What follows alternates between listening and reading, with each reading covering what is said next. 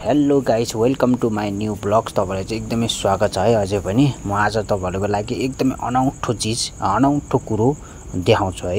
यहाँ मलेसियामा चाहिँ यस्तो मान्छेहरु छन् कि सर्पको मासु हाम्रो अगाडि पनि पकाएर खाँदैछन् है। हेर्नु साथीहरु, तपाईले पहिलोचोटी हेर्दै हुनुहुन्छ भने चाहिँ लाइक कमेन्ट सब्स्क्राइब पनि गरिदिनु होला है साथीहरु। म तपाईलाई आज खुद देखाउँछु है यो सर्पको मासु कसरी बनाउँदो रहेछ यिनीहरुले चाहिँ भनेर चाहिँ। यो चाहिँ खुद मेरै हामीसँगै बस्ने एउटा म्यानमार साथी हो। यसले चाहिँ मजाले सर्पलाई चाहिँ काटेर गरेर चाहिँ मजाले मासु सानो पिस बनाइसकेका छन्। अब यसलाई चाहिँ बनाउने मात्र बाँकी छ है साथी।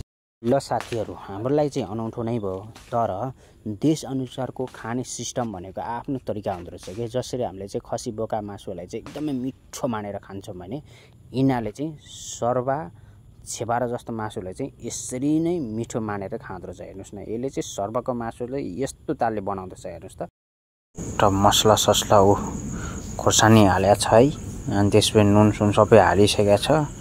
अब यसले चाहिँ मजाले अब 1 घण्टा भन्दा बढी चाहिँ मजाले पकाएर खान्छन् है। फेरि यो चाहिँ अलिकति पाक्नै पर्छ भन्छ कि उनीहरुको आफ्नो मान्यता चाहिँ।